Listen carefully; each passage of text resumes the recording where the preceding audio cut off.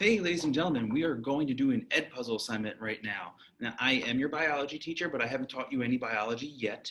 So I'm not going to expect you to know any of that stuff. So we're going to do a little bit of the past, do some physical science. Now, I'm not going to expect you to get everything right on this one. This is a practice run. So I just want to make sure that you know how to log on to Edpuzzle, how to find the assignment that you need to be on, and how to answer the questions. Whether you get the questions right or wrong is not relevant to me right now as long as you can provide me answers. All right, so I'm grading you on completion. So let's jump into this Edpuzzle.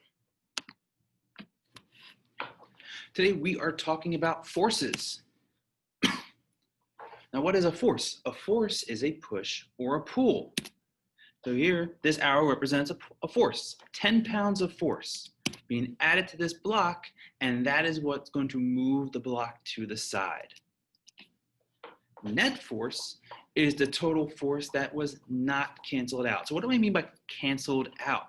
I mean you have 12 pounds of force pushing this way and 12 pounds of force pushing this way, then they are not going to agree with each other. They're going to fight each other, and since they are equal, nobody wins.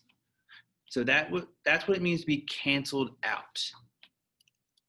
So when they hit, this block does not move at all. And we have a net force of 0 pounds. This is what's called a balanced force. An unbalanced force is when these arrows are not the same amount of force. So we got 12 pounds of force pushing one way, and we're going to have 5 pounds of force pushing the other way. Only 5 pounds right here is going to cancel out just 5 pounds here. So 5 pounds get canceled out. That leaves us with 7. 12 minus 5 is 7. We end up with 7 pounds of force pushing in this direction. That is an unbalanced force because there's still some pushing in the other direction. And sometimes both forces are on the same side. You got 5 pounds and 5 pounds. So this block is feeling 10 pounds of force. So that block was moving across the ground and it was feeling friction. So what is friction? Friction is resistance caused by the fact that even the smoothest surface is a little bit bumpy. If you look at a microscopic scale, you would see that the smoothest surface you can find is not actually smooth. So think of a cue ball, like from a pool table. If you were to scale that cue ball up to the same size of the Earth, then the Earth is actually smoother, even with all the mountains and valleys. So everything has bumps and grooves, and they interlock with each other, and that causes the friction. We have different kinds of friction. The first one is static friction. Friction acting on an object that is not moving. So this block is already not moving, and maybe a gust of wind comes and starts pushing on this, or maybe we're slightly downhill and gravity's pulling on it. Either way, this block is not moving because all of its bumps and grooves are interlocked with the ground's bumps and grooves, and it stays put. That is static friction. And then we got sliding friction.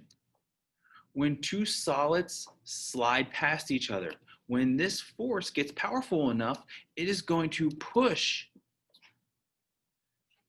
it around. Because when it gets pushed hard enough, all those bumps that are interlocked lift and get off of each other and then bumps across the surface, slides across the surface.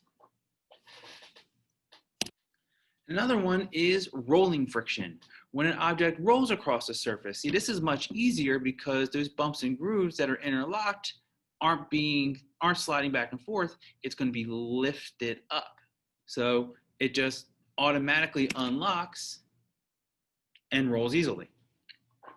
And now here's the last one. It's a bit weird. Fluid friction. When an object moves through a fluid, so this represents water, and these lines are just space, like, so you can actually see motion. And when, say, someone goes swimming through it, all of that water needs to move around the person. And that person does have bumps and grooves. And the molecules of that water are going to get stuck in those bumps and grooves, creating fluid friction. And that will slow that person down. All right, guys, that is it. Thank you for working on this Edpuzzle, and I will see you in the next video.